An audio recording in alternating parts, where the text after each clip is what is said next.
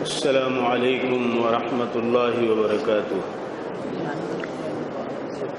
پانی وہ ہے نقصان کرتا ہے، پانی ہمارے گاڑی پڑا اور مل جائے۔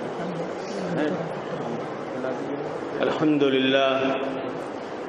للہ نحمده ونستعینه ونستغفره ونؤمن به ونتوکل علیہ ونعوذ باللہ من شرور انفسنا ومن سیئات اعمالنا، من يهده الله فلا مضل له ومن يضلله فلا هادي له، ونشهد أن لا إله إلا الله وحده لا شريك له، ونشهد أن سيدنا ومولانا وحبيبنا وشفيعنا ونبينا محمدا عبده ورسوله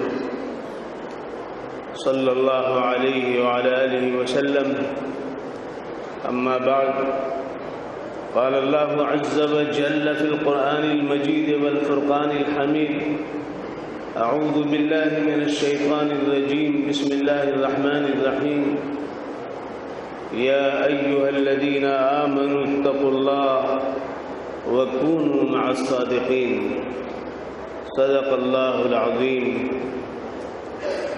وجاء في الحديث الصحيح عن رسول الله صلى الله عليه وعلى آله وسلم أنه قال: لا يؤمن أحدكم حتى يكون هواه تبعا لما جئت به، أو كما قال عليه الصلاة والسلام۔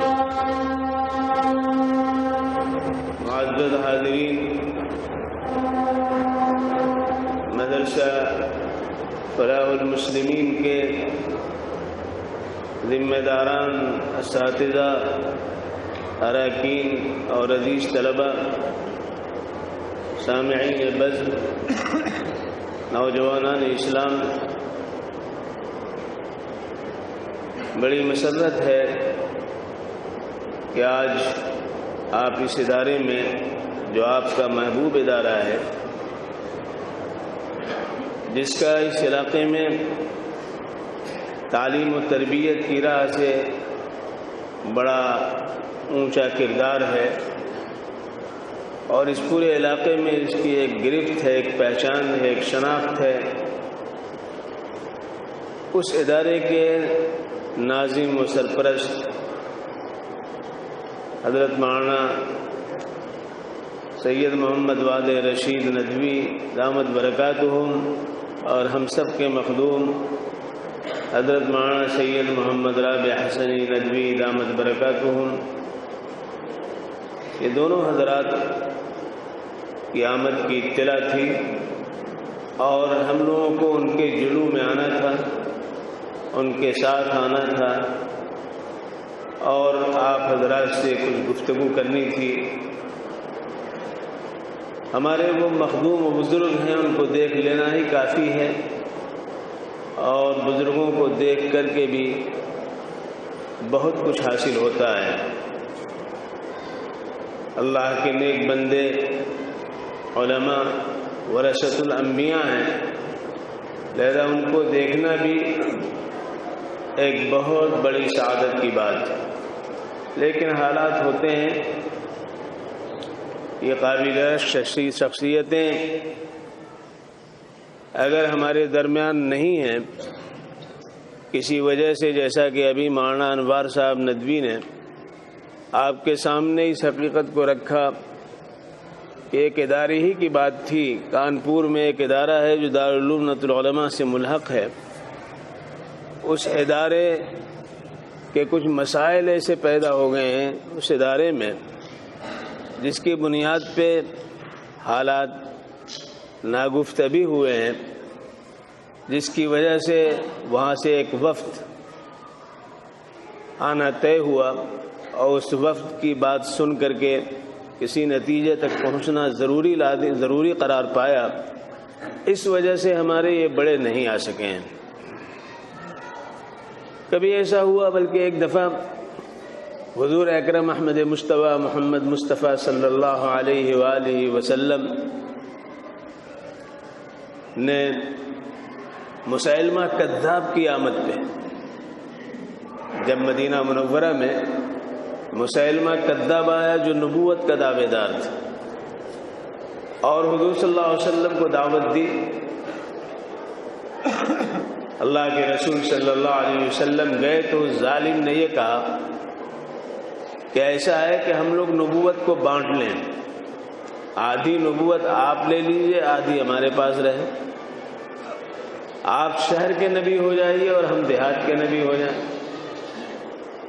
اللہ کے رسول صلی اللہ علیہ وسلم نے فرمایا، آپ کے ہاتھ میں چھڑی تھی، فرمایا کہ اس کا کنارے کا حصہ بھی اتنا بھی تم چاہو تو ہم نہیں دے سکتے، اس لیے کہ نبوت کوئی کسبی چیز نہیں ہے، نبوت کمانے سے حاصل نہیں ہوتی ہے، دکان سے نہیں حاصل ہوتی ہے، کھیتی باڑی کر کے حاصل نہیں کی جا سکتی ہے، کارخانے میں نہیں بنائی جا سکتی ہے، کسی کو تحفے میں نہیں دی جا سکتی ہے، کسی کو ہبہ نہیں کیا جا سکتا ہے، بلکہ یہ اللہ کی طرف سے استفاء ہے۔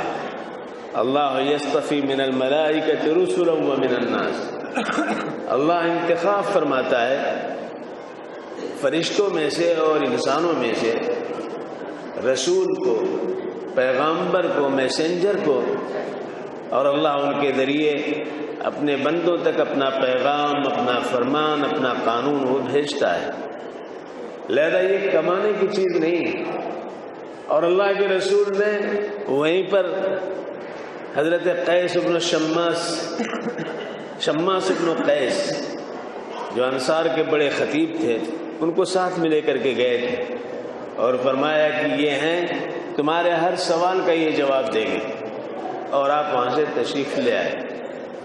حضرت شماس بن قیس کا حال یہ تھا کہ جب یہ آیت نازل ہوئی لا تجهروا له بالقول كجهر بعضكم لبعض ان تحبط اعمالكم وانتم لا تشعرون، اللہ کے رسول صلی اللہ علیہ وسلم کے روبرو بلند آواز سے گفتگو مت کرو، جس طرح آپس میں ایک دوسرے سے تم گفتگو کرتے ہو اس طرح جناب محمد الرسول اللہ صلی اللہ علیہ وسلم خاتم الانبیاء کے حضور میں گفتگو نہ کیا کرو، کہیں ایسا نہ ہو کہ تمہارے اعمال اکارت چلے جائیں اور تمہیں احساس بھی نہ ہو، تمہیں شعور بھی نہ ہو، تمہیں پتہ بھی نہ چلے۔ تو تیز گفتگو کرنا یہ حبط اعمال کا سبب و محرک بن سکتا تھا، لہذا شماس بن قیس اپنے گھر میں بیٹھ گئے۔ اللہ کے رسول صلی اللہ علیہ وسلم نے جب وہ 1 دن 2 دن 3 دن گزر گئے اور وہ نہیں آئے تو پوچھا بھائی کہاں پر یہ ہیں؟ حضرت سعد بن معاذ کے خاندان کے تھے، یعنی اوس و خزرج جو 2 قبیلے تھے انصار کے، تو اوس قبیلے سے تعلق تھا حضرت شماس کا۔ تو حضرت سعد بن معاذ سے پوچھا کہ بھائی این شماس هل یشتکی، کیا بیمار ہیں؟ تو حضرت سعد بن معاذ نے کہا حضور مجھے پتہ نہیں ہے، معلوم کر کے میں بتاتا ہوں۔ تو وہ گئے ان کے گھر تو دیکھا کہ اچھے خاصے ہیں، صحت مند ہیں، چنگے ہیں۔ تو آپ نے ان سے کہا کہ اللہ کے رسول آپ کو یاد کر رہے تھے اور پوچھ رہے تھے کہ شماس کہاں ہیں، شماس کہاں ہیں، کیا بیمار ہیں؟ تو انہوں نے کہا دیکھو میں بیمار نہیں ہوں، لیکن یہ آیت نازل ہوئی ہے لا تجهروا له بالقول كجهر بعضكم لبعض ان تحبط اعمالكم وانتم لا تشعرون، اور میری آواز بلند ہے، میں خطیب ہوں، میری آواز تیز ہے، تو کہیں ایسا نہ ہو کہ جناب محمد الرسول اللہ صلی اللہ علیہ وسلم کی مجلس میں میری آواز آپ کی آواز سے اونچی ہو جائے تو میرے تو اعمال حبط ہو جائیں گے۔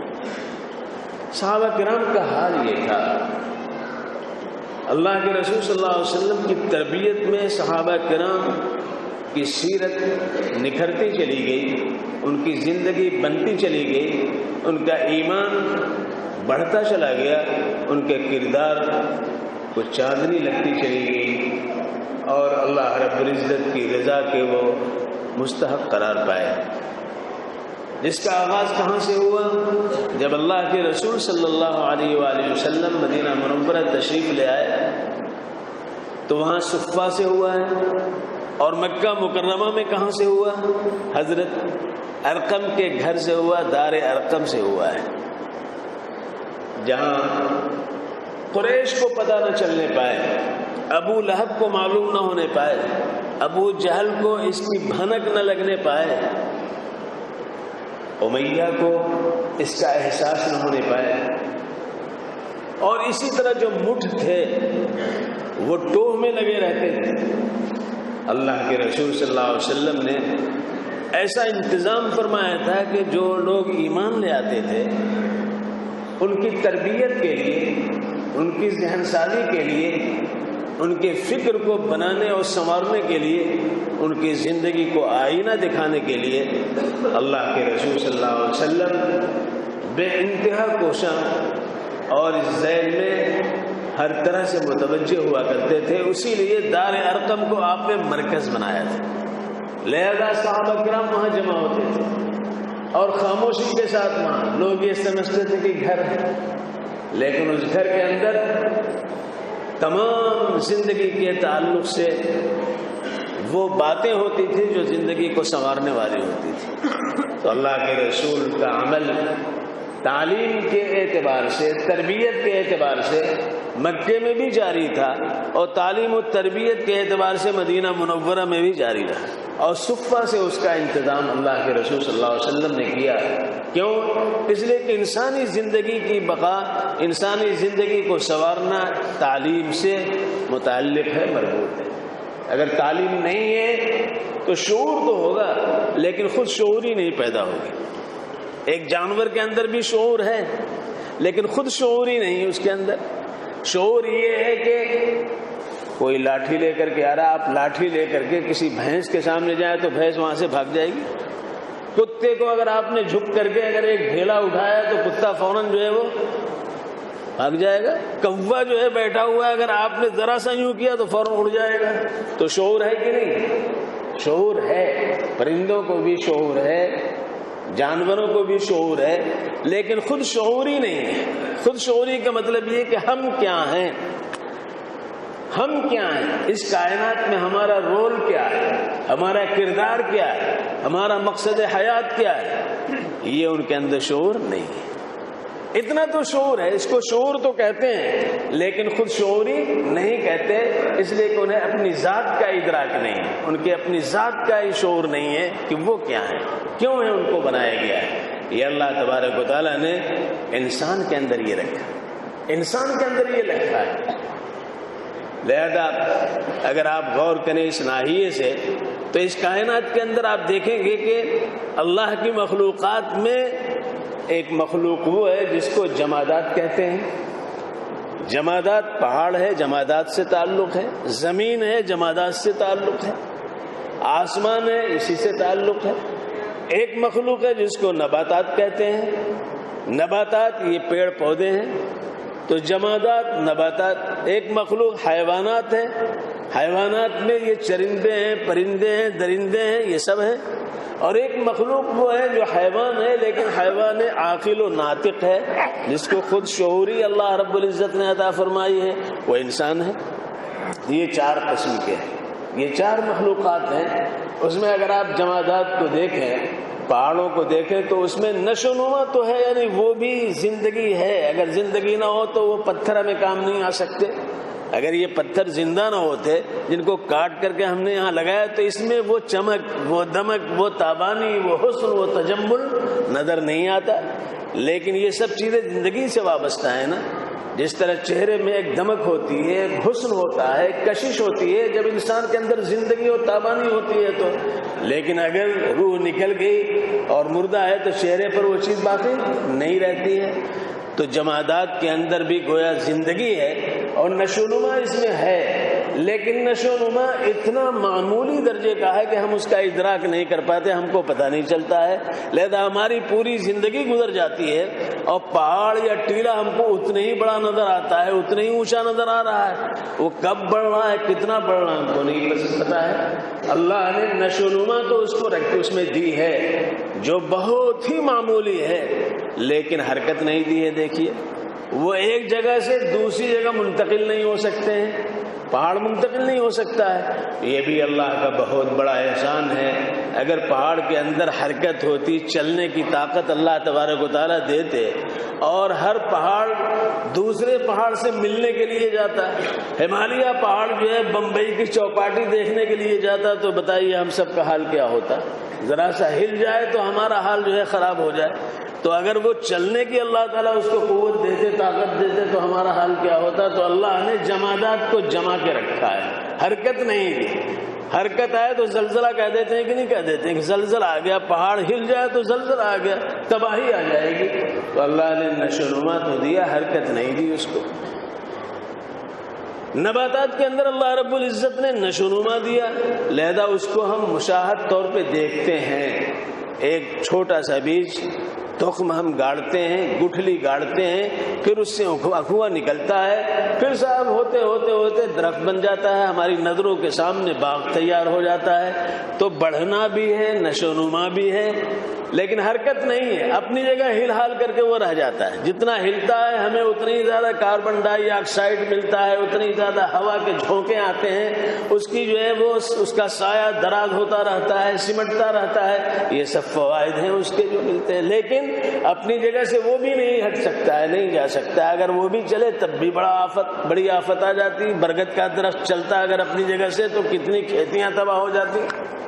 تو اللہ رب العزت نے نباتات کے اندر نشو و نما رکھا ہے، لیکن حرکت نہیں رکھی، اور یہ نشو و نما مشاہد ہے، ہماری آنکھوں میں یہ چیز آ رہی ہے، ہم دیکھ رہے ہیں۔ تو جمادات، نباتات، اب حیوانات کو لے لیجئے، بھینس ہیں، گائیں ہیں، بیل ہیں، اونٹ ہے، خچر ہے، گدھا ہے، پرندے ہیں، یہ سب ان کی نشو و نما بھی ہے۔ بچہ پیدا ہوتا ہے، بڑا ہو جاتا ہے، نشو و نما ہو رہا ہے، اور وہ بھاگتا بھی ہے، دوڑتا بھی ہے، چلتا بھی ہے۔ اللہ تبارک و تعالیٰ اگر ان کو اس لائق نہ بناتے تو ظاہر ہے کہ ہمیں ان سے جو فوائد حاصل کرنے وہ فوائد ہم حاصل نہیں کر سکتے تھے۔ بیل چلتا نہیں تو کھیت کی جتائی ہوتی، بیل چلتا نہیں تو ہماری جو بگیا کیسے چلتی، بھینس جو ہے چلتی نہیں تو چرتی نہیں تو دودھ کیسے دیتی۔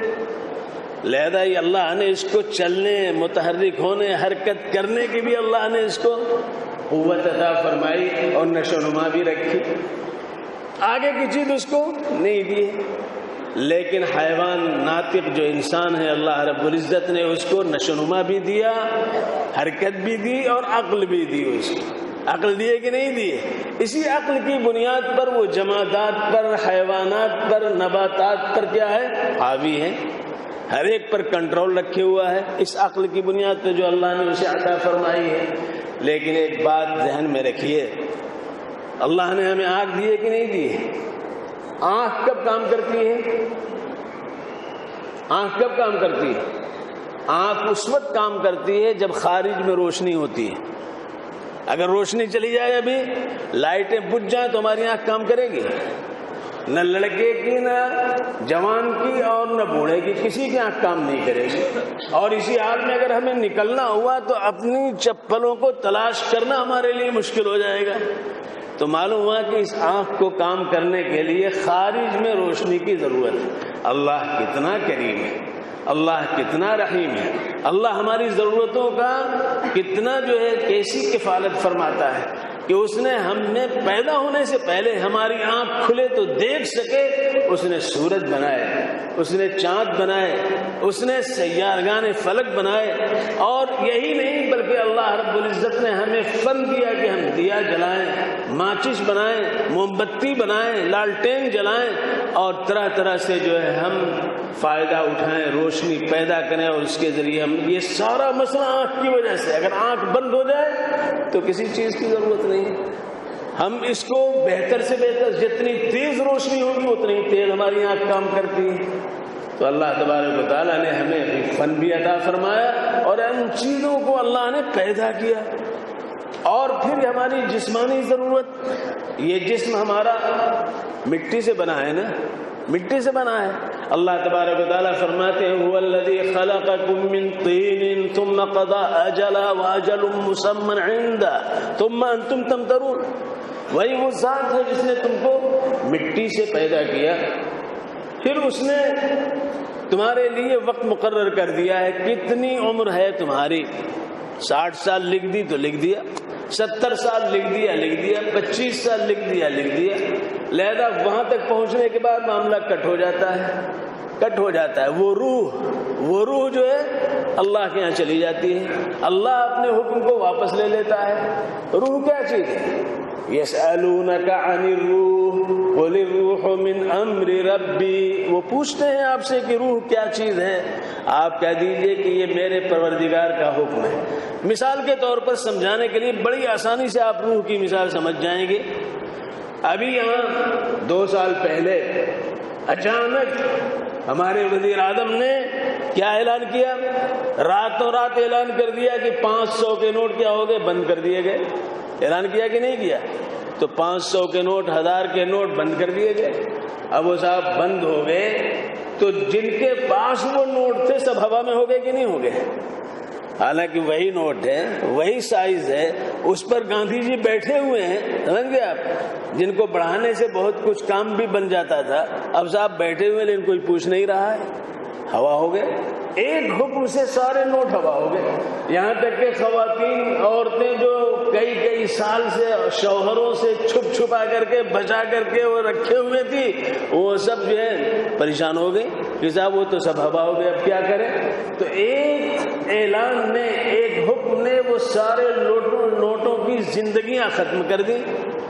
اور جب دوسرے نوٹ آئے تو اس کو یہ تھا کہ اس نوٹ کو قبول کیا گیا تو اس میں زندگی آ گئی. لہذا اب 500 کے وہ نوٹ جو اب شائع ہوئے اس میں زندگی، جب ہماری جیب میں ہے تو ایک گرمی محسوس کر رہے ہیں کہ نہیں کر رہے ہیں؟ ایسی یہ جس وقت آرڈر لے لیا ختم، جس وقت آرڈر دے دیا وہ چیز شروع ہو گئی. لہذا کاغذ اپنی جگہ کاغذ ہے، لیکن اصل اس کاغذ کی قیمت اس آرڈر سے، اس حکم سے، اس امر سے ہے جو صاحب، جو عامر ہے، جو حاکم ہے، جو ذمہ دار ہے، اس کے قول سے، اس کے امر سے ہے. لہذا ہمارا بھی حال یہی ہے کہ جب اللہ کا حکم اس سے وابستہ ہے تو وہ زندگی چل رہی ہے اور امر اللہ کا جو ہے جاری ہے. اور جب اللہ تبارک و تعالیٰ اس کو واپس لے لیتے ہیں تو وہ اللہ ہی کی امانت ہے جو آئی تھی. اسی لیے ہمیں حکم ہے کہ ایسے وقت میں کیا کہیں؟ انا للہ و انا الیہ راجعون. بے شک ہم اللہ کے ہیں اور اللہ کی طرف لوٹ کر کے جانے والے ہیں. یہ اللہ تبارک و تعالیٰ نے ہمیں تعلیم دی. تو ہماری زندگی جو ہے، ہمارا وجود جو ہے، اللہ رب العزت نے ہمیں جو سرفرازی عطا فرمائی ہے، ہمیں جو امتیاز عطا فرمایا ہے، ہمیں جو نمایاں حیثیت حاصل ہے اس کائنات کے اندر، وہ کس بنیاد پہ؟ عقل کی بنیاد پہ ہے. اور آنکھ کھلتی ہے جس طرح روشنی سے، ایسی عقل کس سے کھلتی ہے؟ عقل کی کلید کیا ہے؟ علم ہے. عقل کھلتی ہے علم سے. جہاں علم نہیں ہوگا جہالت ہوگی. جہالت عقل کے دروازے بند کرتی ہے. جہالت عقل کی تمام تر صلاحیتوں کو معدوم کرتی ہے. جہالت انسانیت کے لیے ایک طرح سے حسرت کا سامان ہے. جہالت انسانیت کو راندے درگاہ بنانے والی ہے. لہذا جہاں پر علم کا چرچا ہو، علم کی ساقی گری ہو، علم کے لیے دانشکدے قائم ہو، علم کے لیے دارالعلوم بنائے گئے ہوں، علم کے لیے مکاتب و مدارس ہو، تو وہ علاقہ وہ ہے جس نے وہاں کے باشندوں کے عقل کو تابناک بنانے کے لیے، عقل کو اس کائنات کے اندر کردار ادا کرنے کے لیے، اور اللہ رب العزت نے جو اس پر ذمہ داریاں ڈالی ہیں اس کو باشعور ہو کر کے، اس کو سمجھ کر کے، اس کو اسی صورت میں ادا کرنے کے لیے اللہ رب العزت نے ان پر یہ رحم فرمایا کہ وہ چیز ہو. لہذا نبی آخر الزمان احمد مصطفیٰ محمد مصطفیٰ صلی اللہ علیہ وآلہ وسلم کی آمد ناز سے تعلیم کا سلسلہ شروع ہوا، چرچا شروع ہوا. چنانچہ مکہ مکرمہ میں جناب محمد الرسول اللہ خاتم الانبیاء تشریف لے آئے، بعثت ہوئی تو وہاں مسئلہ کھانے کا تھا، وہاں مسئلہ رہنے کا تھا، وہاں مسئلہ پانی کا تھا. لیکن نہ پانی کو چھیڑا گیا، نہ کھانے کو چھیڑا گیا، نہ غذا کو چھیڑا گیا، نہ باغ کو چھیڑا گیا، بلکہ کیا کہا گیا؟ اقرا بسم ربک الذی خلق خلق الانسان من علق اقرا وربک الاکرم الذی علم بالقلم علم الانسان ما لم یعلم۔ یہ 5 آیتیں نازل ہوئی۔ پڑھو پڑھو پڑھو، پڑھنے کا کتنا اونچا مقام ہے، اور اس پڑھنے کا اقرا کا کی تاثیر ہماری زندگی میں کہاں تک ہے، اس کو سمجھنے کے لیے ایک مثال ہم آپ کے سامنے پیش کر رہے ہیں۔ حضرت عیسیٰ علیہ نبینا علیہ الصلوۃ والسلام تشریف لے جا رہے ہیں، ایک قبر سے گزر ہوا، قبر میں عذاب ہو رہا تھا، بہت شدید عذاب ہو رہا تھا۔ دیکھ کر کے گھبرا گئے حضرت عیسیٰ علیہ الصلوۃ والسلام، اور کترا کر کے نکل گئے کہ بہت عذاب ہو رہا ہے۔ کچھ دنوں کے بعد اسی طرف سے پھر جا رہے تھے تو دیکھا کہ اس قبر صاحب قبر پہ اللہ تبارک و تعالیٰ کے انعامات نازل ہو رہے ہیں، اللہ کی طرف سے خوان نازل ہو رہا ہے، رحمت برس رہی ہے۔ تو حضرت عیسیٰ علیہ السلام کو بڑا اچنبھا ہوا کہ کہاں تو عذاب ہو رہا تھا اور اب جو ہے اللہ کی رحمت نازل ہو رہی ہے۔ تو اللہ کے حضور میں انہوں نے عرض کیا، رب کریم اس میں کیا اسرار ہے، کیا حکمت ہے کہ ابھی کچھ دنوں پہلے، چند سالوں پہلے یہ ہو رہا تھا اور اب یہ ہو رہا ہے؟ تو اللہ کی طرف سے انہیں بتایا گیا کہ عیسیٰ بات یہ ہے کہ یہ بندہ بہت گناہگار تھا، بہت گناہگار، ایمان تو ہے اس کے پاس لیکن اعمال نہیں۔ انسانی زندگی کی یہ 2 آنکھیں ہیں، جس طرح ہماری یہ 2 آنکھیں ہیں، ایسے ہی اخروی زندگی میں جو آنکھیں کام کریں گی وہ ایمان اور عمل صالح کی 2 آنکھیں ہیں۔ اگر یہ ہمارے پاس نہیں ہے تو ہم اندھے ہوں گے، وہاں پہ ہم اندھے ہوں گے۔ لہذا قرآن پاک کہتا ہے وَمَنْ كَانَ فِي هَذِهِ أَعْمَىٰ فَهُوَ فِي الْآخِرَةِ أَعْمَىٰ وَأَضَلُّ سَبِيلًا۔ جو اس دنیا میں اندھا بنا رہا ہے، نہیں ایمان اس کے پاس نہیں ہے، اعمال صالحہ اس کے پاس نہیں ہے، تو ایسی صورت میں وہ آخرت میں بھی اندھا ہوگا۔ اور اللہ رب العزت نے یہ بھی فرمایا کہ جب وہ کہے گا رب کریم ہم تو بینا تھے، ہمیں آنکھ والے تھے، آپ نے ہمیں بینا سے نابینا کیوں کر دیا؟ تو اللہ تبارک و تعالیٰ فرمائیں گے کہ ہماری آیتیں آئیں اور تم نے اس طرف کان نہیں دھرا، اس طرف متوجہ نہیں ہوئے، تو تم نے جس طرف بھلا دیا ہماری آیتوں کا، آج ہم تم کو بھولو، تمہاری آنکھیں چھین لی۔ لہذا ایمان و عمل صالح یہ 2 آنکھیں جو اللہ رب العزت نے ہمیں عطا کی ہیں، اور یہ ایمان اور عمل صالح کے لیے لازم ہے، ضروری ہے کہ حضرات انبیاء علیہ السلام کی سلسلۃ الذہب کی کڑیاں جو اختتام ہوا، جس کا حضور پاک احمد مصطفیٰ محمد مصطفیٰ صلی اللہ علیہ وسلم پہ آپ کے ذریعے جو دعوت آئی، جو علم آیا، اس سے استفادہ کریں، تبھی جا کر کے یہ آنکھیں ہماری کھل سکتی ہیں جو ایمان اور عمل صالح کی۔ تو حضرت عیسیٰ علیہ السلام سے کہا گیا کہ یہ بندہ صاحب ایمان تو تھا لیکن اعمال صالحہ اس کے پاس نہیں، اس لیے اس کو عذاب ہو رہا تھا، لیکن جب اس کی وفات ہوئی تو اس کی بیوی حمل سے تھی، وضع حمل ہوا تو بچہ پیدا ہوا، اس نے اس کی پرورش کی، اور پرورش کی، یہ بچہ اس لائق ہو گیا کہ اب پڑھ سکتا تھا، 2.5-3 سال کا ہو گیا تو بولنے لگا۔ جب بولنے لگا تو اس کی ماں نے مدرسے میں بھیجا، مکتب میں بھیجا، اور مکتب میں جب پہنچا تو وہاں مدرس نے، معلم نے، استاذ نے جب اس سے کہا پڑھو بسم اللہ الرحمن الرحیم، تو اس نے بسم اللہ الرحمن الرحیم پڑھا، تو مجھے لحاظ ہوا کہ جس کا بچہ چھوٹا سا معصوم سا اور وہ میرا نام رحمان الرحیم کے واسطے سے لے رہا ہے کہ بے نہایت رحم والا، بے انتہا رحم فرمانے والا، وہ میرے تعلق سے کہہ رہا ہے، تو میں اس کے باپ کو عذاب میں مبتلا رکھوں، یہ مجھے لحاظ ہوا۔ لہذا میں نے فیصلہ کر دیا کہ اس کی مغفرت کی جائے۔ لوگوں بتاؤ، ایک بسم اللہ الرحمن الرحیم کہنے پہ آخرت میں، قبر میں عذاب جو ہو رہا ہے اس سے اللہ رب العزت نے چھٹکارا دینے کا فیصلہ کیا۔ بتاؤ، ساری دنیا کے انجینئر مل کر کے، ڈاکٹر مل کر کے، سیاسی لوگ مل کر کے کیا عذاب قبر سے چھٹکارا دلا سکتے ہیں؟ موٹی موٹی کتابیں پڑھنے والے، بڑے بڑے دفاتر پر نظر رکھنے والے، آنکھ بند ہوتے ان کے دفتر سوخت ہو جائیں گے، ان کی کتابیں بے اثر ہو جائیں گی، ان کے مضامین یک لخت ختم ہو جائیں گے۔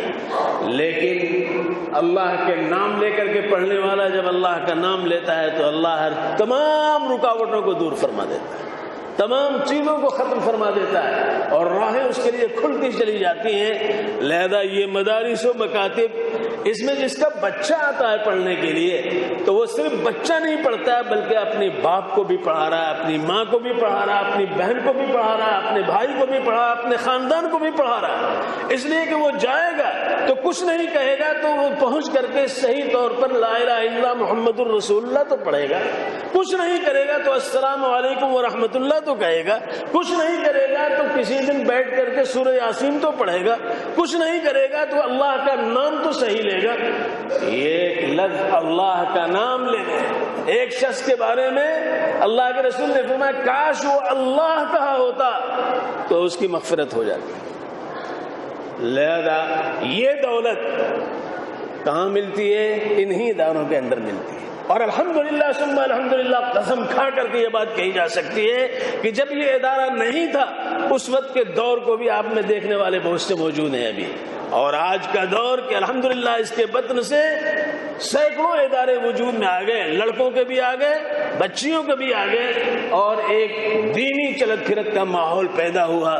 یہ اللہ رب العزت ان بزرگوں کی قبروں کو، ان بزرگوں کی قبروں کو جنہوں نے اس کے لیے ایثار سے کام لیا، قربانی سے کام لیا اور اس کے لیے سارے جتن کیے، سارے انتظامات کیے، آج وہ ہمارے درمیان میں نہیں ہیں، ہم ان کے لیے دعا گو ہیں اللہ ان کی قبر کو نور سے بھر دے، اللہ انہیں کروٹ کروٹ جنت نصیب فرمائے، اللہ ان کی بال بال مغفرت فرمائے، اور ان کے اخلاق جو ان کی جگہ ذمہ داریاں اوڑھے ہوئے ہیں ہزار مصروفیات کے باوجود، اللہ تبارک و تعالیٰ ان کی عمریں دراز فرمائے۔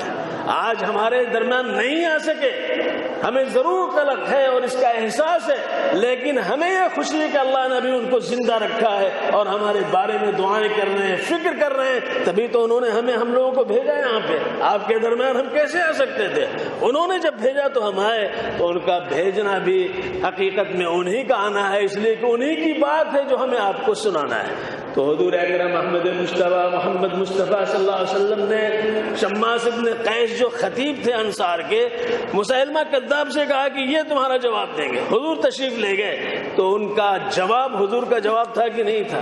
مسیلمہ کذاب نے بہت کوشش کی، فرمایا کہ نہیں، یہ نبوت اللہ کی طرف سے انعام ہے، علم اللہ کی طرف سے انعام ہے، یہ دولت اللہ کا انعام ہے، لہذا قرآن پاک احادیث نبویہ کی دولت جس کو مل جائے سب کچھ اللہ رب العزت نے اس کو عطا فرما دیا ہے۔ لہذا ہم اپنے طلبہ سے، اپنے بچوں سے بہت اس کے ساتھ، بہت درد کے ساتھ یہ کہیں گے کہ عزیزو تم یہاں آئے ہو پڑھنے کے لیے، فلاح المسلمین میں آئے ہو، فلاح المسلمین، اس کے معنی کیا ہوئے؟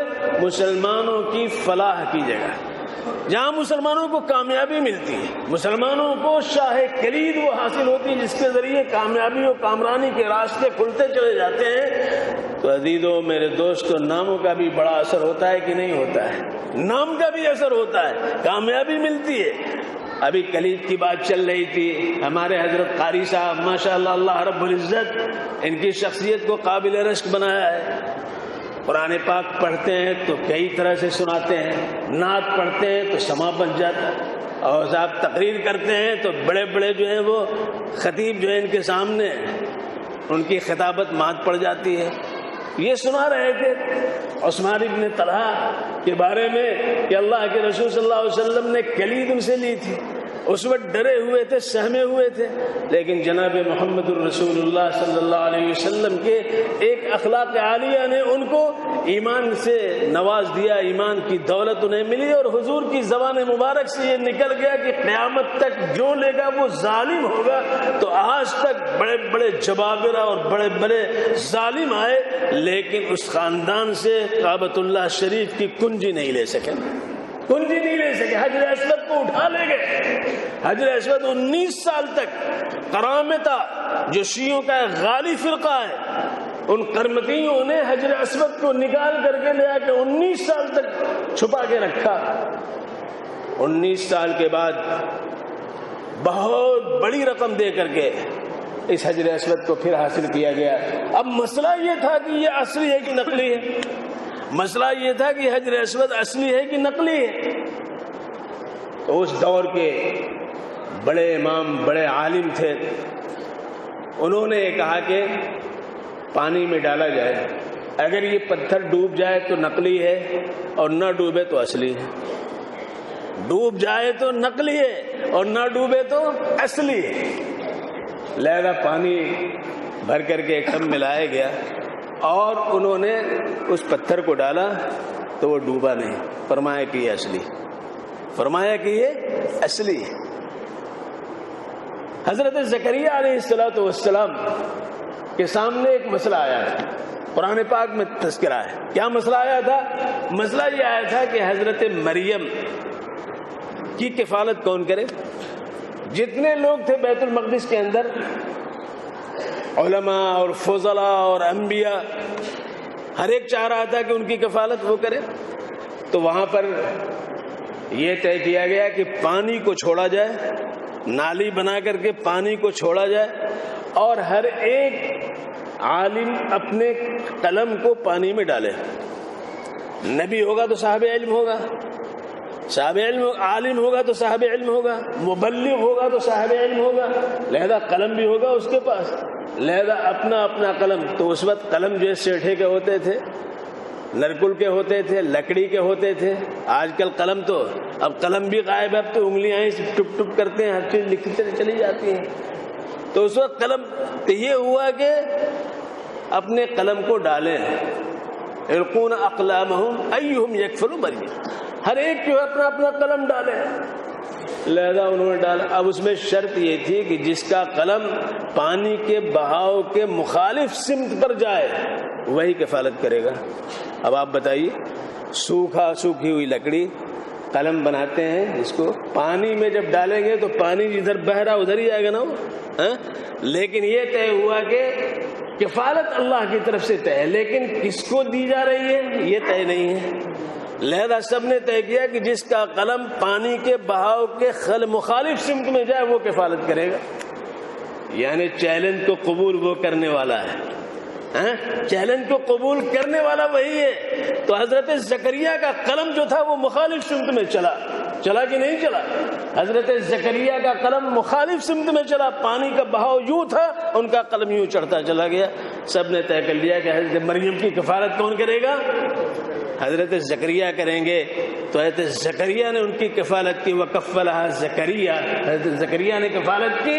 آج صاحب قلم اس پوری کائنات میں کون ہے؟ آپ ہیں کہ نہیں؟ یہ مسلمان ہیں کہ نہیں؟ اقرا کا پیغام انہی کے لیے آیا ہے کہ نہیں آیا ہے؟ اور قرآن پاک کی دولت ان کو ملی ہے کہ نہیں ملی؟ احادیث نبویہ کے سارا سرمایہ ان کے لیے ہے کہ نہیں ہے؟ تو پڑھا لکھا کون ہے؟ تعلیم کا تحفہ کس کو ملا ہے؟ اس پوری کائنات میں فنون تو ہیں لیکن علوم تمہارے پاس. فنون ہے, لوہے کو کس طرح موڑ دیا جائے, سونے کو کس طرح سے اس کو بنا کر کے زیور کر دیا جائے, زمین کو کس طرح کاٹ کر کے کیا بنا دیا جائے, یہ سب فنون ہیں جو چل رہے ہیں. لیکن علوم تو آپ کے پاس ہیں, جو قرآن و سنت جس کا سرچشمہ ہے. تو آپ کے پاس جب قلم ہے, آپ صاحب قلم ہیں, تو جب چیلنج آئیں گے تو آپ کو مخالف سمت چلنا پڑے گا کہ نہیں چلنا پڑے گا؟ آپ جب تک مخالف سمت نہیں چلیں گے, ہوا ہو جدھر کی ادھر بھاگتے چلے جائیں گے تو آپ ختم ہو جائیں گے. ہوا چل رہی ہے لیکن آپ اس کے خلاف جب چلیں گے تو آپ کامیاب ہو جائیں گے. تو آج چیلنج بہت ہے, آج چیلنج ہے. یہ چیلنج سکھوں کے لیے نہیں, یہ چیلنج ہندوؤں کے لیے نہیں, یہ چیلنج جینیوں کے لیے نہیں, یہ چیلنج عیسائیوں کے لیے نہیں, یہ چیلنج یہودیوں کے لیے نہیں, یہ چیلنج نباتات حیوانات جمادات کے لیے نہیں ہے. یہ چیلنج صاحب قرآن و صاحب حدیث کے لیے ہے, یعنی اسلام کی دولت جس کو اللہ رب العزت نے عطا فرمایا ان کے لیے. ہم کامیاب کیسے ہوں گے؟ ہمارے سامنے نمونے ہونے چاہیے, ہمیں وہ اشخاص ملنے چاہیے جنہوں نے اس چیلنج کو قبول کیا ہے اور مخالف سمت میں چل کر کے دکھایا ہے. ہمارے لیے نمونے کے طور پر کون لوگ ہیں؟ حضرات صحابہ کرام ہیں کہ نہیں؟ اسی لیے اللہ رب العزت نے فرمایا یا ایھا الذین آمنوا اتقوا اللہ وکونوا مع الصادقین، اے ایمان والو اللہ کا لحاظ کرو، اللہ سے ڈرو اور سچے لوگوں کے ساتھ، سچے لوگوں کے ساتھ۔ اور سچے لوگ کون ہیں؟ صحابہ ہیں کہ نہیں؟ کتنے سچے، کتنے سچے، کتنے اچھے، کتنے سچے اور کتنے اچھے، اور کتنے پکے تھے، کچے نہیں تھے۔ اگر آپ غور کریں صحابہ کرام کی زندگی میں تو 3 مرحلے ایسے آتے ہیں، 3 مقامات ایسے آتے ہیں جہاں ان کی شخصیت ابھر کر کے نمایاں ہو کے سامنے آتی ہے کہ کتنے پختہ تھے وہ ایمان کی حالت میں، ان کا علم کتنا جو ہے گہرا تھا، رسوخ کتنا ان کو حاصل تھا، اور حضور صلی اللہ علیہ وسلم پر ایمان اور محبت کس قدر ان کو حاصل تھا، اس کا احساس ہوتا ہے۔ پہلا موقع غزوہ بدر کا ہے، غزوہ بدر کا 313 نفوس اور 1000 کی تعداد۔ اللہ کے رسول صلی اللہ علیہ وسلم چلے تھے اصلاً کس کو روکنے کے لیے؟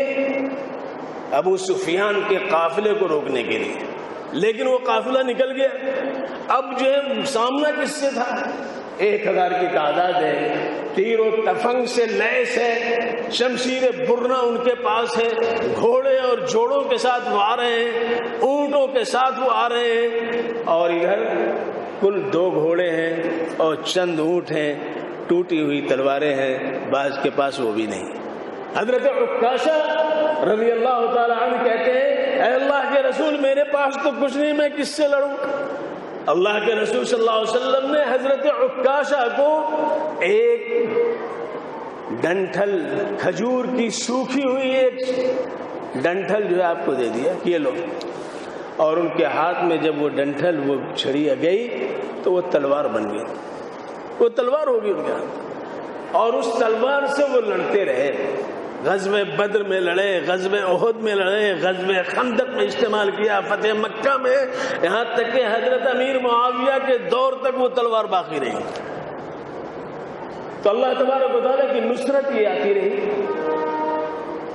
تو اللہ تبارک و تعالیٰ کہ یہ برگزیدہ بندے اللہ کے رسول صلی اللہ علیہ وآلہ وسلم کے اصحاب، ان کے بارے میں آتا ہے کہ اللہ کے رسول نے جب ان کو کھڑا کیا ہے، تم یہاں کھڑے ہو، تم یہاں کھڑے ہو، تم یہاں کھڑے ہو، میں منع و میسرہ مانگنے تبھی کیوں پیش کر رہے؟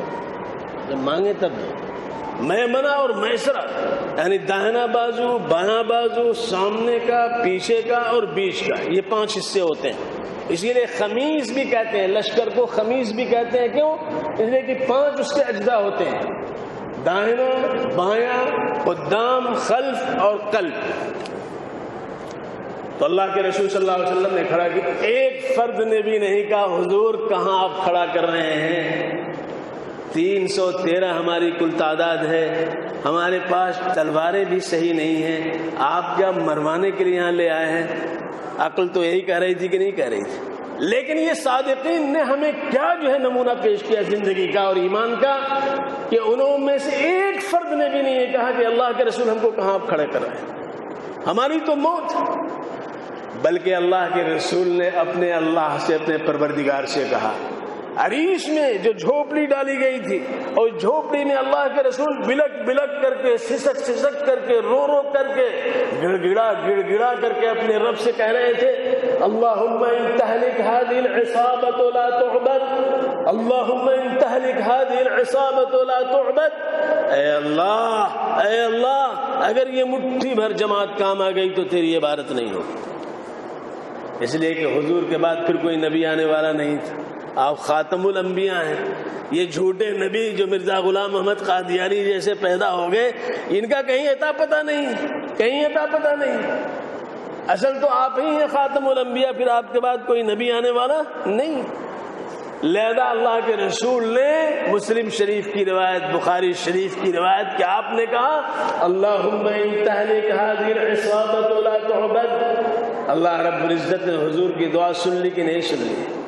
اس دعا کی برکت ہے کہ آج ہم دنیا کے اندر یہ سہولتیں ہمیں میسر ہیں، یہ لگژری سامان ہمیں میسر ہے، یہ لگژری گاڑیاں ہم کو میسر ہیں، اور دنیا کی تمام نعمتیں ہم کو میسر ہیں۔ اگر یہ دعا قبول نہ ہوتی تو آج کوئی چیز میسر نہ ہو۔ اس لیے کہ کوئی اللہ کہنے والا نہ ہوتا. اور حدیث شریف میں آتا ہے کہ جب تک اللہ اللہ کہنے والا دنیا کے کسی بھی حصے میں کوئی فرد باقی ہوگا اللہ تبارک و تعالیٰ اس دنیا کو باقی رکھے گا.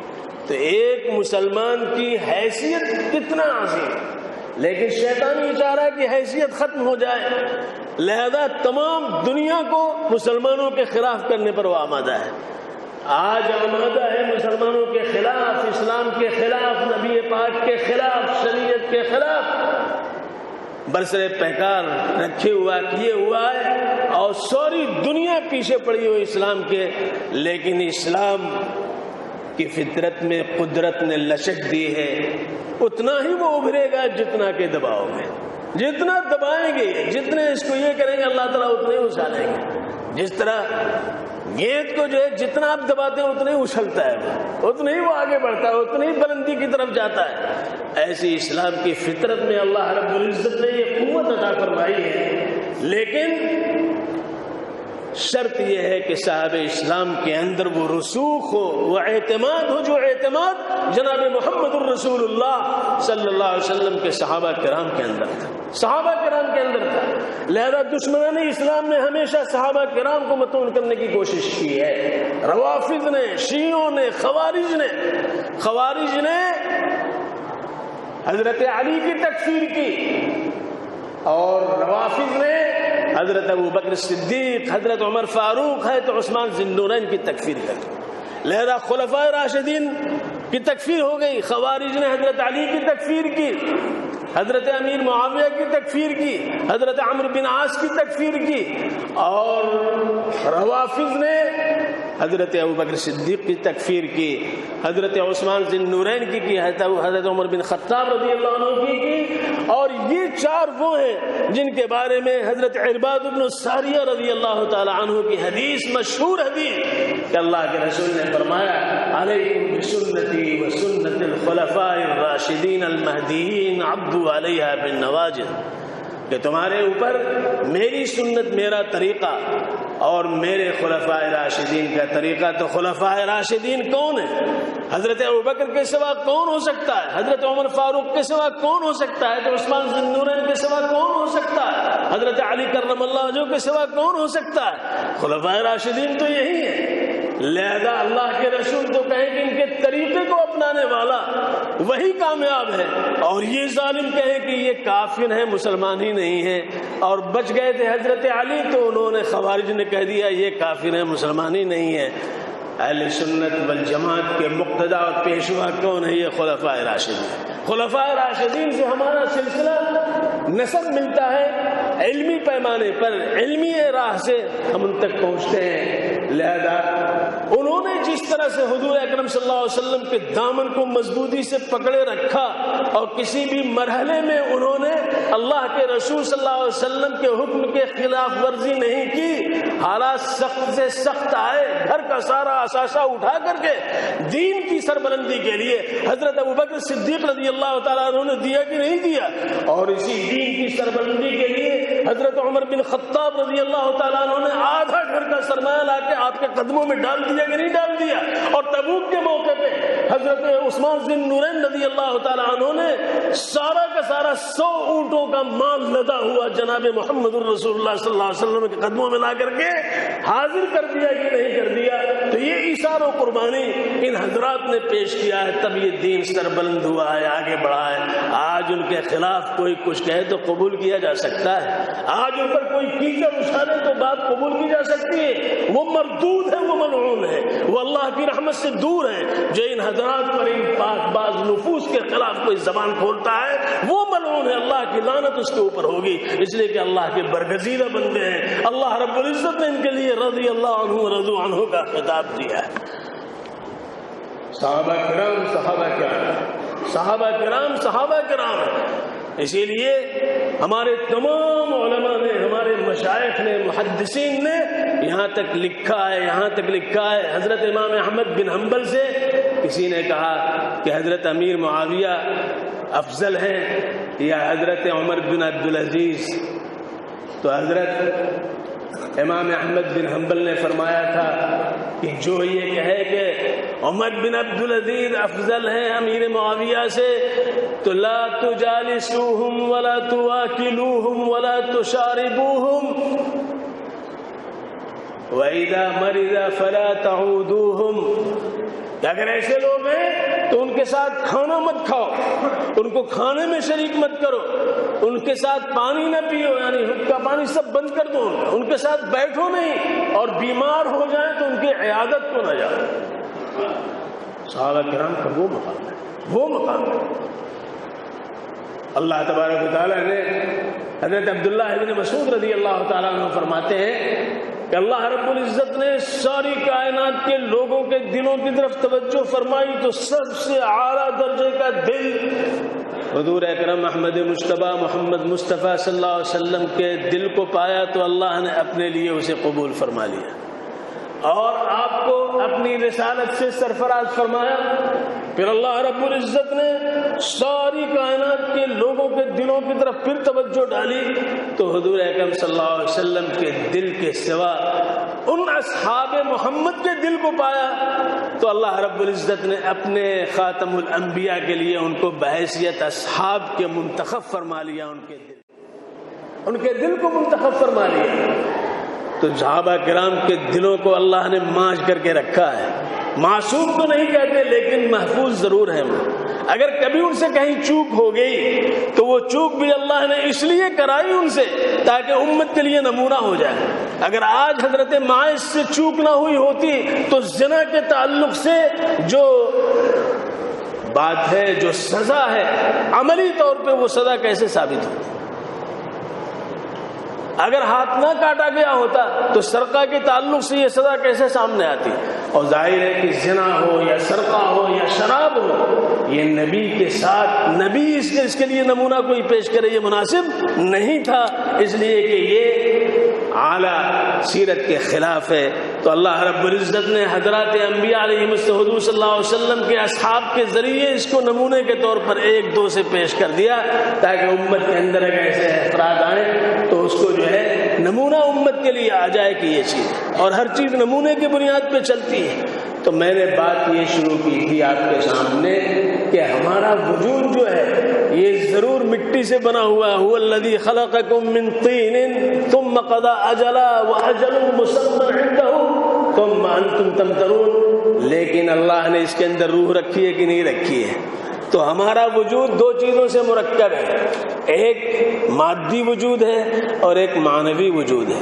مادی وجود یہ جسم ہے، جسم کے سارے اعضاء، سارے اجزاء مٹی سے بنائے گئے ہیں۔ منها خلقناکم وفیہا نعیدکم ومنها نخرجکم تارۃ اخری، اسی لیے ہم جب کسی کی وفات ہو جاتی ہے اور جب قبر میں اس کو لٹاتے ہیں تو یہی پڑھتے ہیں کہ نہیں پڑھتے ہیں؟ 3 دفعہ مٹی لے کے ڈالتے ہیں، منها خلقناکم وفیہا نعیدکم ومنها نخرجکم تارۃ اخری۔ حضرت ملا علی قاری رحمۃ اللہ علیہ صاحب مرقات جو مشکات شریف کے شارح ہیں، انہوں نے ایک عجیب بات لکھی ہے، وہ میں آپ کو سنانا چاہتا ہوں، توجہ چاہتا ہوں۔ انہوں نے کہا کہ جب یہ حدیث میرے سامنے آئی کہ من عمل بسنتی عند فساد امتی فلہ اجر 100 شہید، کہ جو میری سنت پر جس نے عمل کیا اس زمانے میں جب میری امت کے اندر سنت سے اعراض، سنت سے دوری کی کیفیت پیدا ہو رہی ہوگی، سنت کی جگہ فیشن نے جگہ لے لیا ہوگا، یہی فساد ہے نا بھائی۔ آج دیکھ رہے ہوں گے بہت سے نوجوان جو ہے اپنے سر کے بال کٹواتے ہیں تو ادھر کٹوا لیا ادھر کٹوا لیا، بیچ میں چھوڑ دیا، فیشن چل رہا ہے۔ حالانکہ اس کو نہا رسول اللہ صلی اللہ علیہ وسلم عن القزع، اللہ کے رسول صلی اللہ علیہ وسلم نے اس طرح بال کٹوانے سے منع فرمایا ہے۔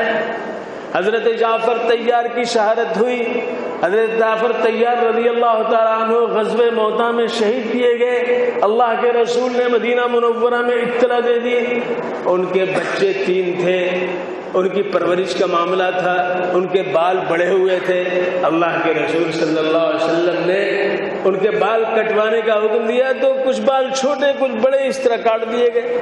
اللہ کے رسول صلی اللہ علیہ وسلم نے فرمایا یہ قضا ہے، یہ درست نہیں ہے، اس طرح بالوں کو چھوٹے بڑے کاٹنا صحیح نہیں ہے، برابر ہونا چاہیے، لہذا آپ نے ان کے بال اتروائے تھے۔ تو اللہ کے رسول نے یہ فرمایا، اور آج فیشن کے نام پہ ہم نے امریکہ میں بھی دیکھا، کینیڈا میں بھی دیکھا اور انڈیا میں بھی دیکھ رہے ہیں، اپنے بچوں کو دیکھ رہے ہیں، اپنے پوتوں نواسوں کو دیکھ رہے ہیں، سب کٹوا رہے ہیں اس طرح سے۔ تو یہ سنت کے خلاف ہو رہا ہے کہ نہیں ہو رہا ہے؟ ایک مثال ہے جو آج ہو رہا، اس لیے میں نے اس کا تذکرہ کیا۔ تو حضرت ملا علی قاری رحمۃ اللہ علیہ نے اس حدیث کے تعلق سے کہا کہ یہ حدیث جب میرے سامنے آئی تو اس حدیث پر جو اجر ہے وہ کتنا ہے کہ میری امت میں جب فساد ہوگا، یعنی سنت کے خلاف زندگی گزاری جائے گی، اس وقت جو شخص میری سنت پر عمل کرے گا اس کو 100 شہیدوں کا اجر ملے گا۔ کتنا ملے گا؟ 100 شہیدوں کا اجر ملے گا۔ لگا مجھے بڑا اشکال ہوا کہ ایک چھوٹا سا عمل، کوئی بھی سنت عمل چھوٹا بھی ہو سکتا ہے بڑا بھی ہو سکتا ہے، اور اتنا اجر ملے، لیکن سنت کی نسبت کدھر ہے؟ آج ہمارے بچے فرض پڑھتے ہی بھاگتے ہیں کہ نہیں بھاگتے؟ ہمارا نوجوان جمعے کی نماز کے لیے جاتا ہے، خطبہ جو ہے کہیں باہر سے سن لیتا ہے، جب امام کھڑا ہوا تو جا کے کھڑا ہوا 2 رکعت پڑھ کے بھاگ کھڑا ہوتا ہے، حالانکہ جمعے سے پہلے بھی 4 رکعت سنت ہے، جمعے کی بعد بھی 4 رکعت سنت ہے، 2 رکعت سنت ہے، نفل الگ ہے، یہ ہے کہ نہیں ہے؟ اور پھر وہ سنت کس کی سنت ہے؟ بھئی ہمارے باپ دادا کی تو نہیں، آپ کے باپ دادا کی تو نہیں ہے، اپنے باپ دادے کے طریقوں کو بھی ہم عزیز رکھتے ہیں، اس کو محفوظ رکھنے کی کوشش کرتے ہیں، ان کے طریقوں پہ چلنے کی کوشش کرتے ہیں، اور یہ سنت تو سنت رسول ہے، لہذا اس سے اغماض برتنا، اس سے دوری اختیار کرنا یہ کسی طرح صحیح نہیں ہے۔ تو سنت تو من عمل بسنتی عند فساد امتی فلہ اجر 100 شہید۔ سنت کا اہتمام اتنا تھا ہمارے ہاں کہ سیدنا عبد القادر جیلانی رحمۃ اللہ علیہ، بڑے پیر صاحب کے بارے میں آتا ہے کہ ایک دفعہ مراقبے میں تھے، مراقبہ کیے ہوئے تھے، اسی اسنا میں پیاس لگی، ان کو پیاس لگی تو خیال ہوا کہ کوئی پانی پلا دیتا، بازو میں دیکھا ایک صاحب کھڑے ہوئے اور پانی کا پیالہ ان کے ہاتھ میں اور وہ پیش کر رہے ہیں کہ حضور پانی پی لیجیے۔ ادھر خیال آیا ادھر پانی آ گیا، لیکن جب غور سے دیکھا تو دیکھا کہ پیالہ جو ہے وہ سونے کا ہے، پیالہ سونے کا ہے، تو خیال آیا کہ سونے کے برتن کو استعمال کرنے سے اللہ کے رسول نے منع فرمایا ہے، مرد کے لیے سونے کی انگوٹھی بھی حرام ہے، چاہے شادی ہی میں کیوں نہ ہو، اور آج مسلمانوں کے ہاں شادی ہوتی ہے تو انگوٹھی سونے کی پہناتے ہیں، خاص طور سے جب وہ سسرال جاتا ہے تو ساس جو ہے اس کو سونے کی انگوٹھی پہنا دیتی ہے، سالیاں اس کو پہنا دیتی ہیں، کچھ نہیں تو سونے کا چین اس کے گلے میں ڈال دیا جاتا ہے، یہ سب میں نے دیکھا ہے۔ حالانکہ ان سے اگر کہا جائے بتایا جائے تو یقیناً مانیں گے، لیکن نہ مانتے ہوئے یہ سب کر رہے ہیں۔ حالانکہ ایک مرد کے لیے سونے کا زیور، سونے کی انگوٹھی حرام ہے۔ اللہ کے رسول صلی اللہ علیہ وسلم نے ایک صاحب کی انگلی میں سونے کی انگوٹھی دیکھی تو آپ نے نکال کر کے پھینک دیا، جب پھینک دیا تو ان سے کہا گیا کہ بھائی تم اٹھا لو اور اپنی بیوی کو لے آ کر کے دے دینا، تو انہوں نے کیا جواب دیا؟ کہا جس کو جناب محمد الرسول اللہ صلی اللہ علیہ وسلم نے ہماری انگلی سے نکال کر کے پھینک دیا ہے، یہ بندہ اس کو ہاتھ نہیں لگا سکتا، میں نہیں اٹھا سکتا۔ یہ تھے صحابہ کرام۔ تو ایسے سیدنا عبد القادر جیلانی رحمۃ اللہ نے دیکھا پانی کا پیالہ جو ہے سونے کا ہے، تو فرمایا کہ سونے کا ہے میں تو نہیں پیوں گا۔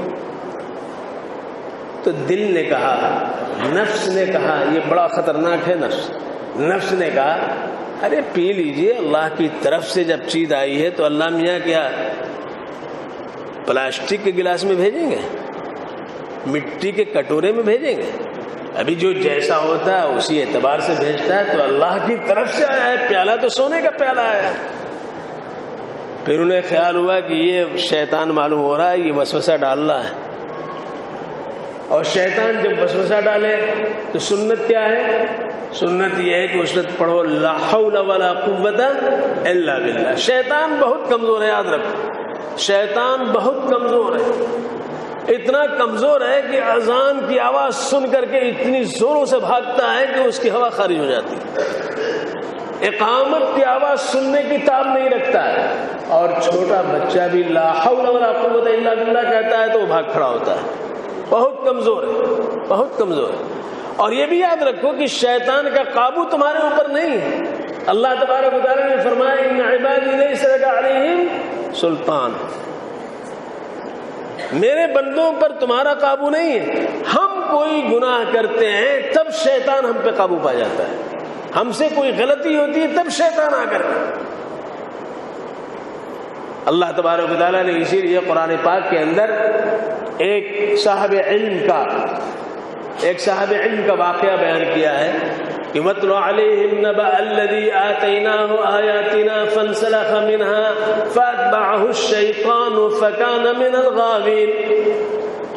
آپ بیان کیجئے اس شخص کے واقعے کو، خبر جس کو ہم نے اپنی آیتیں دی تھی، اپنی آیتوں سے ہم نے اس کو نوازا تھا، علم عطا کیا تھا، صاحب کرامت اس کو بنایا تھا۔ فَانْسَلَخَ مِنْهَا، تو اس سے وہ نکل بھاگا، اس چولے کو اتار دیا۔ انسلخ سلخا کہتے ہیں سانپ کیچل نکالتا ہے کہ نہیں نکالتا ہے؟ سانپ کے جسم سے کیچل نکل جاتا ہے، سانپ چلا جاتا ہے۔ تو انسلخ منہا، ہم نے جو اس پر عزت کا، کرامت کا، علم کا، فہم کا، فراست کا جو اس کو ہم نے جو ہے وہ پہنایا تھا، اس کو نکال کر کے پھینک دیا اور چلا۔ فانسلخ منہا فاتبعہ الشیطان، تو شیطان نے اس کا پیچھا کیا۔ تو معلوم ہوا کہ جب ہم غلطی کرتے ہیں تب شیطان ہمارا پیچھا کرتا ہے، ورنہ اس کو ہمت نہیں کہ ہمارا پیچھا کرے اور ہم پہ تسلط جمائے۔ جب ہم سے غلطی ہوتی ہے تو اس غلطی کی بنیاد پہ ہم کمزور ہو جاتے ہیں، اس گناہ کی بنیاد پہ ہمارے اندر کمزوری آتی ہے، اور جب کمزوری آتی ہے تو وہ غالب آ جاتا ہے ہمارے اوپر۔ فکان من الغاوین، تو وہ گمراہ ہو گیا۔ تو وہ شخص بہت صاحب فراست تھا، لیکن اللہ نے اس کو ایسا دھتکارا کہ وہ کتے کی طرح ہانپتا تھا اور کتے کی طرح ذلیل ہو کر کے مرا، جس کو اللہ نے بہت کرامت و عزت سے نوازا تھا، لیکن دنیا کی طرف ولکنہ اخلد الی الارض، مادی زندگی کو اپنا لیا، رشوت خوری میں مبتلا ہو گیا، تو اللہ نے اس سے ساری چیزیں چھین لی اور ختم فرما دی۔ لہذا اپنے آپ کو گناہوں سے بچانا لازم و ضروری ہے۔ تو حضرت سیدنا عبد القادر جیلانی رحمۃ اللہ علیہ نے کہا کہ یہ سونے کا ہے، یہ ضرور شیطان ہے، وسوسہ ڈال رہا ہے کہ اللہ کی طرف سے آیا ہے تو سونا ہے، نہیں ہے۔ تو انہوں نے کہا لا حول ولا قوت الا باللہ، یہ پڑھتے ہی وہ پیالہ بھی غائب، وہ شخص بھی غائب، وہ پیالے بھی غائب، وہ شخص بھی غائب۔ تو جاتے جاتے اس نے کیا کہا؟ اس نے کہا عبد القادر بچ گئے اپنے علم کی وجہ سے، عبد القادر بچ گئے اپنے علم کی وجہ سے۔ تو سیدنا عبد القادر جیلانی رحمۃ اللہ علیہ نے کہا نالائق ملعون مردود، جاتے جاتے مجھے دھوکہ دے رہا ہے، اپنے علم سے نہیں بچا ہوں، اللہ کے فضل سے میں بچا ہوں۔ اللہ کے فضل نے ہم کو بچایا، ہم اپنے علم سے نہیں بچے، اللہ کا فضل نہ ہوتا تو ہم بچ نہیں سکتے۔ تو حضرت ملا علی قاری رحمۃ اللہ علیہ نے جب یہ حدیث آئے تو اس کی شرح لکھ رہے ہیں تو ان کو احساس ہو رہا ہے کہ ایک سنت پر 100 شہیدوں کا اور ایک شہید کو کتنا اونچا مقام کیا۔ اللہ تعالیٰ فرماتے ہیں لا تحسبن الذین قتلوا فی سبیل اللہ امواتا بل احیاء عند ربهم يرزقون فرحین بما آتاهم اللہ من فضلہ ويستبشرون بالذین لم يلحقوا بهم من خلفهم الا خوف علیہم ولا هم يحزنون يستبشرون بنعمة من اللہ وفضل وان اللہ لا يضيع اجر المحسنین۔ ہرگز تم نہ گمان کرو ان لوگوں کو جو اللہ کے راستے میں مارے گئے کہ وہ مردہ ہیں، بلکہ وہ زندہ ہیں، انہیں اللہ کے پاس روزی دی جاتی ہے۔ وہ خوش ہے ان لوگوں کو دیکھ کر کے جو ان کے پیچھے ہیں، ابھی آئے نہیں ہیں، وہ خوش ہوتے ہیں کہ اللہ نے انہیں قیمتی زندگی عطا فرمائی ہے، شہادت کی ڈگر ان کے لیے کھلی ہوئی ہے، لہذا وہ بھی انشاءاللہ اس مقام و مرتبے کو حاصل کرنے والے ہوں گے۔ اللہ انہیں جو نعمتیں عطا فرمائے، جو فضل ان پہ فرمائے، اس سے وہ خوش ہوتے ہیں، اور اللہ رب العزت کسی احسان کرنے والے کو اجر کو ضائع نہیں فرماتے۔ تو 100 شہیدوں کا اجر پھر انہوں نے لکھا ہے کہ ایک صاحب نے خواب دیکھا ہے ایک فلاں بزرگ کو، اس میں تذکرہ ہے مرقات کے اندر. تو انہوں نے پوچھا کہ اللہ رب العزت نے کیا معاملہ کیا، کیا معاملہ کیا. یہ اس تناظر میں ہم یہ سنا رہے ہیں کہ معمولی چیز جس کو ہم سمجھتے ہیں اس کی اہمیت کیا ہے. سنت کی بنیاد پہ، اللہ کے رسول سے نسبت ہونے کی بنیاد پہ. لہذا انہوں نے پوچھا کہ آپ کے ساتھ کیا معاملہ ہوا، تو انہوں نے کہا کہ بس اللہ کی مغفرت کسی طرح سے، اللہ نے مغفرت فرما دی. ہوا یہ کہ جب میرے اعمال تولے گئے تو اچھے اعمال کا پلڑا اٹھ گیا اور برے اعمال کا پلڑا سب جھک گیا. تو میں سمجھ گیا کہ اب میرے لیے جو ہے خطرہ ہے، اب فیصلہ ہمارے لیے جہنم ہی کا ہوگا. اسی اسنا میں نے دیکھا کہ ایک پوٹری جو ہے وہ آ کر کے گری نام اعمال کے، اچھے نام اعمال کے پلڑے، اور وہ پلڑا جھک گیا اور میری مغفرت اللہ رب العزت نے فرما دی. تو میں نے اللہ سے عرض کیا رب کریم وہ پوٹلی میں کیا ہے، وہ کیا گرا؟ تو اللہ نے فرمایا کہ یہ اس میں مٹی ہے، وہ مٹی کے جو تم نے فلاں کے وفات پر جنازے کی نماز پڑھ کے اس کے قبرستان تک گئے تھے، جو تو نے مٹی منہا خلقناکم وفیہا نعیدکم ومنہا نخرجکم تارۃ اخری پڑھ کے ڈالا تھا، میرے نبی کی سنت کے مطابق اس کو میں نے تمہارے لیے آج تمہارے پلڑے میں ڈال کر کے تمہارے پلڑے کو چھپا دیا. تو کہتے ہیں کہ تب مجھے احساس ہوا کہ سنت کے اندر اللہ نے کیسی قوت رکھی، کیسی برکت رکھی، کیسی کرامت رکھی. لہذا ہمیں اپنی زندگی سے سنت، اپنی زندگی کو سنت سے ہم آہنگ کرنے کی ضرورت ہے، سنت سے ہم آہنگ کرنے کی. اور سنت حضرات انبیاء علی حضور کی سنت، خلفاء راشدین کی سنت، صحابہ کرام کی سنت، ساری سنتیں ہیں کہ نہیں.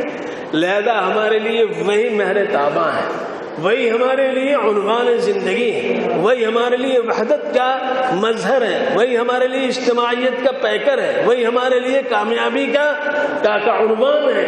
لہذا صحابہ کرام رضوان اللہ علیہم اجمعین، ایک ایک فرد جس کے بارے میں اللہ کے رسول نے فرمایا اصحابی کالنجوم، میرے صحابہ تو ستاروں کے مانند ہیں، جن کی تم اتباع کرو گے ہدایت پا جاؤ گے. اس دنیاوی زندگی کے تمام کارخانے ہستی کے اندر جس مرحلے میں ہوگے اللہ تبارک و تعالیٰ اسے کامیابی عطا فرمائیں گے. لیکن اس کے لیے میرے عزیزوں اور دوستوں علم کی ضرورت ہوتی ہے. اللہ تبارک و تعالیٰ نے اس علم کا مظہر اس ادارے کو بنایا ہے، فلاح المسلمین کو بنایا ہے. نام بھی بڑا پیارا ہے، کام بھی بڑا پیارا ہے، بنانے والے بھی بڑے پیارے ہیں، اور آپ جن کو اللہ نے یہ دولت اور اس ذمہ داری سے لگا رکھا وہ بھی بڑے پیارے ہیں، جن کا کوئی شان ہی نظر نہیں آتا ہے. ایسے لوگ اللہ رب العزت ان کی زندگیاں اور بڑھا دے، ان کے برکات کو عام فرمائے، اور خیر و فلاح و رشد کے جو سرچشمے ان سے جاری ہیں اس کو اور زیادہ جو ہے عام فرما دے. یہ ہم سب کی دعا ہے اور خواہش ہے. تو آج یہ ادارہ فلاح المسلمین آپ کے پاس ہے، آج کے سامنے یہ ساری ہستیاں ہیں، ان کی اتباع، ان سے استفادہ، ان سے فائدہ، اور اس سے زیادہ یہ کہ اپنی اولاد کو اس سے جوڑیں اور اپنی اولاد کی زندگی کو بنانے کی فکر کریں. اس لیے کہ ہم آج تو ٹوپیاں دیکھ رہے ہیں، داڑھیاں نظر آ رہی ہیں، لیکن اس ملک کا مستقبل کیا ہونے والا ہے کہنا مشکل ہے. فسطائی تنظیمیں وہ ہمارے ایمان کو ہمارے اندر سے کھینچ لینا چاہتی ہیں، ہماری تہذیب کو، ہماری ثقافت کو، ہمارے تمدن کو، ہمارے کلچر کو، ہماری شناخت کو سب مٹا کر کے رکھ دینا چاہ رہی ہیں. اور یہی نہیں بلکہ ہم کو متہم کرنا چاہ رہی ہیں. ایک ایک چیز کے تعلق سے ان کی نظر ہے اور اس پر ریسرچ ان کا چل رہا ہے. لہذا اگر ہم اپنے آپ کو مضبوطی سے قائم رکھیں گے اور ان تمام ناگوار حالات پر، اسلام پر، رسول کی سنت پر، احادیث نبویہ پر، قرآن پاک کی آیات پر، احکام الہی پر، قوانین ربانی پر، فرامین الہیہ پہ اگر ہم قائم رہیں گے تو انشاءاللہ ہمارا کوئی بال پیکا نہیں کر سکتا ہے، کچھ نہیں کر سکتا ہے. بارشیں ہوتی ہیں، گرد و غبار ہوتا ہے، آندھیاں چلتی ہیں، کیچڑ اگلتا ہے، مٹی پڑتی ہے، لیکن آپ کے بیل کا رواں کہیں بھیگتا ہے؟ آپ اس کو صابن سے نہیں صاف کرتے لیکن اس کا روح چمکتا ہوا رہتا ہے کہ نہیں رکھتا ہے؟ آپ اپنی بکری کو نہیں دھلتے ہیں، صاحب اس کو جو ہے وہ لگا کر کے کوئی چیز یہ کریں، لیکن اس کا جسم چمکتا ہوا نظر آتا ہے کہ نہیں نظر آتا ہے؟ کون کرتا ہے؟ تو یہ آندھیاں چلتی ہیں، گرد و غبار اڑتا ہے، ہم تو صابن لگاتے ہیں، کپڑا دھلتے ہیں، یہ کرتے ہیں، لیکن وہاں کون کرتا ہے؟ ان کا جسم چمکتا ہوا نظر آتا ہے۔ اللہ تبارک و تعالیٰ ان کی حفاظت فرماتے ہیں۔ تو اللہ چرندوں کو، پرندوں کو، درندوں کو، پرندوں کو یہ ساری تابانی عطا فرمائے ہوئے ہیں، تو ہم صاحب ایمان بنیں گے تو اللہ ہمیں نہیں عطا فرمائے گا؟ کون ہمیں نقصان پہنچا سکتا ہے؟ لہذا ہمیں اپنے آپ کو تیار کرنا چاہیے۔ اسی سیاق میں، اسی تناظر میں یہ آیت پڑھی گئی، یا ایھا الذین آمنوا اتقوا اللہ وکونوا مع الصادقین۔ اے ایمان والو، اللہ کا لحاظ کرو، اللہ کا لحاظ کرو۔ حکومت کا لحاظ کرنا، کسی قانون کا لحاظ کرنا، وہ سب ثانی درجے میں ہے۔ اصل سب سے پہلے کیا ہے؟ اللہ کا لحاظ۔ اللہ نے جو حکم دیا ہے اس کو فالو کرو۔ اللہ تمہارے اندر اجتماع پیدا کرے گا، قوت پیدا کرے گا، استقامت پیدا کرے گا، استحکام پیدا کرے گا۔ فالو کرو اللہ۔ وَكُونُوا مَعَ الصَّادِقِينَ، اور تم سچے لوگوں کے ساتھ، یعنی صحابہ کی زندگی کو اپنی زندگی بناؤ۔ حضور صلی اللہ علیہ وسلم نے جن پر اعتماد کیا، جن کو اپنا نمائندہ بنایا، جن کو اپنا سفیر بنایا، ان پر تم اعتماد کرو، ان پر کوئی داغ و دھبہ مت آنے دو۔ اللہ تمہیں کامیابی سے ہمکنار فرمائے گا۔ اور وہ حدیث جو میں نے آپ کے سامنے پڑھی، چھوٹی سی حدیث ہے، لیکن اللہ کے رسول کیا فرماتے ہیں؟ لا يؤمن احدكم حتى يكون هواه تبعا لما جئت به۔ تم میں کوئی شخص صاحب ایمان نہیں ہو سکتا ہے جب تک کہ وہ جو کچھ میں لے کر کے آیا ہوں اس کی وہ اتباع نہ کرے۔